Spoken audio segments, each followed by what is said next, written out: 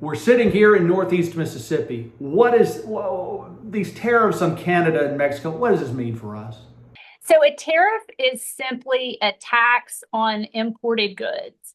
And I'm sure that your listeners know a lot about taxes because taxes can and do get passed on to consumers in the form of higher prices.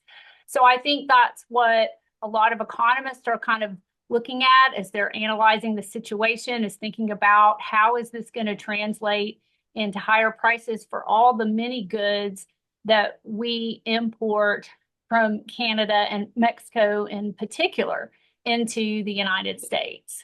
Are we talking about a rise in grocery prices? What I pay for a car? Can you just sort of share some examples for us as to how this could affect us locally? So we import a lot of agricultural products from Mexico. So think about the avocados that you use to make your guacamole. Think about perhaps that imported beer or tequila that you might get from Mexico. These are all sorts of products that we might see higher prices passed on to consumers if a tariff went into place. From Canada, oil, natural gas. So we're kind of wondering what that will do to gas prices potentially. So these are some of the major things that we import from these nations.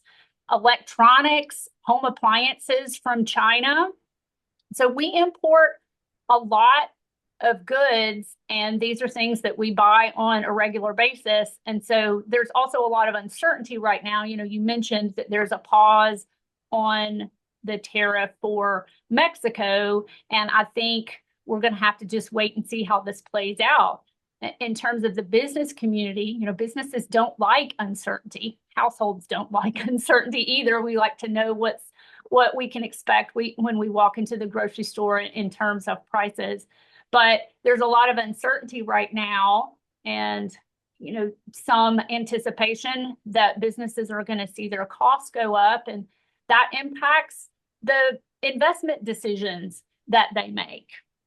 Because businesses, again, don't like to face those higher costs, and they are potentially going to have to pass that on to their consumers in the form of higher prices. And then consumers don't like that, right? Consumers would rather face low prices than high prices, and that's going to change their consumption decisions. How soon would we see a price hike, whether at the store or at the gas pump or whatever, or is it just depends on the product? It really just depends on the product. I think that the agricultural prices could probably go up relatively quickly. We might see a response in oil markets pretty quickly, but that's just hard to say. A tariff, like any other tax, can get passed on to a consumer in the form of higher prices.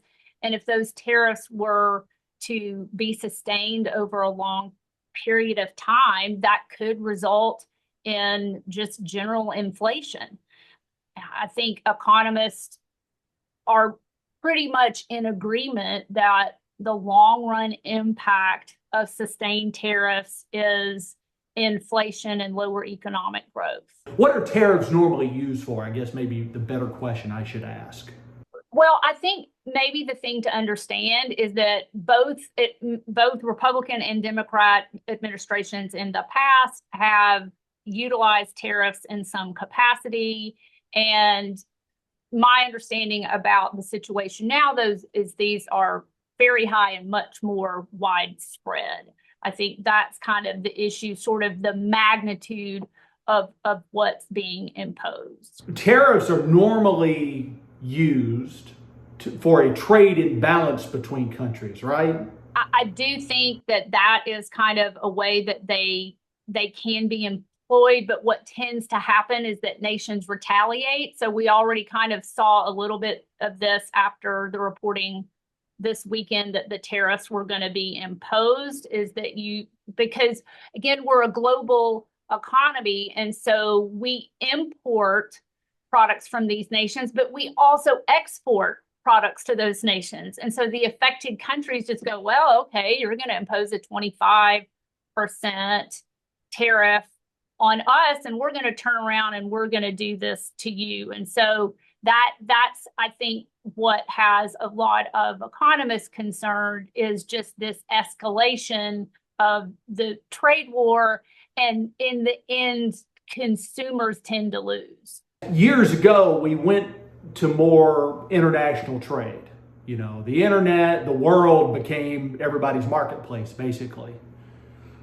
And again, I know what the purpose, you know, it's fentanyl and immigration. I get that.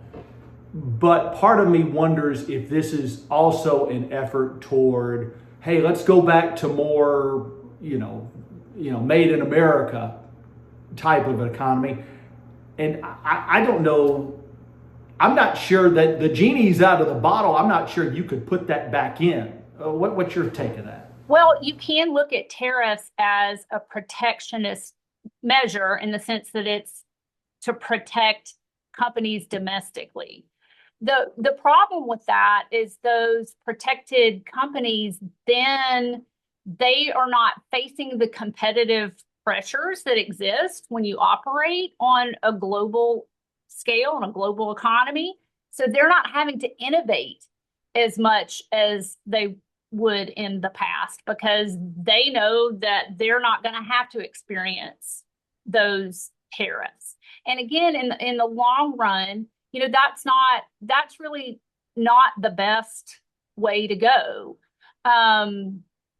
So I think, again, most economists are not in favor of highly protectionist measures. But I mean, again, it's like I can understand the rationale, but the way that it just kind of restricts innovation is not beneficial for economic growth. One other thing is, a lot of times that we're importing things into this nation because other nations have kind of the comparative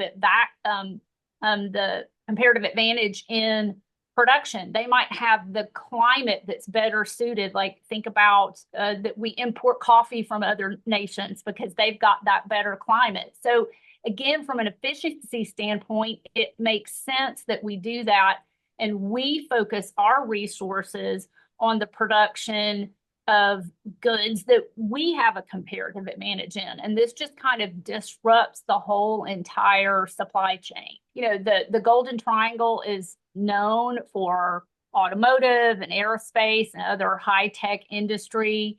And, the whatever is in their supply chain that's coming from other nations, this is going to disrupt that. It's going to create higher costs. That, again, is going to create a lot of uncertainty in their business decisions, and that's going to impact their business investment.